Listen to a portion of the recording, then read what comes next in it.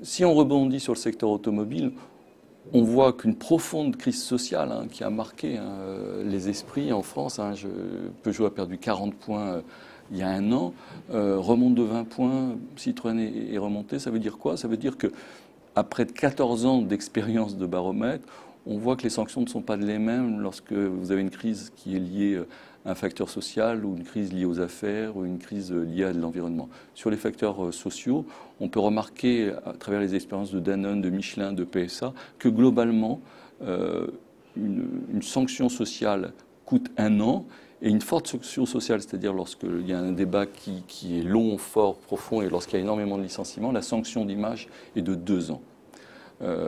En gros, dites-moi la crise que vous allez connaître, je vais vous dire combien ça va vous coûter.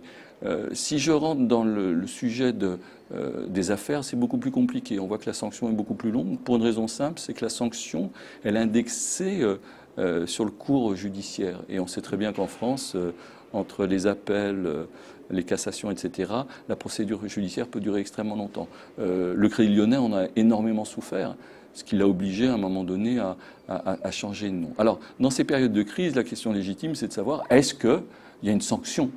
Alors, la France a une particularité dans chaque Français, il y a 2 personnes. Il y a le citoyen et le consommateur. Le citoyen sanctionne, n'est pas content. Le consommateur est beaucoup plus souple. Un exemple, au moment de l'affaire Bettencourt, là aussi, L'Oréal a perdu énormément de points. L'Oréal a perdu 40 points. C'est colossal, 40 points d'image. En 3 mois, c'est énorme. Sanction très forte du citoyen, le consommateur a continué à acheter des rouges à lèvres. Alors, la question qui se pose après, c'est de dire, bah ouais, mais si c'est comme ça, on risque rien, à quoi sert avoir une bonne opinion?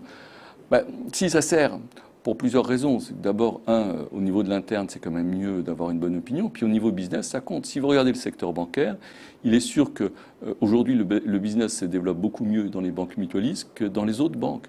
On le voit, il suffit de voir le passage des dépôts de certaines banques vers la banque postale et le crédit mutuel. Ça veut dire que l'image compte. On sait qu'il y a des traumatismes dans certaines boîtes et ces traumatismes sont jamais bons. Donc la crise peut créer des effets aussi sur les achats, mais qui sont des effets plus à long terme.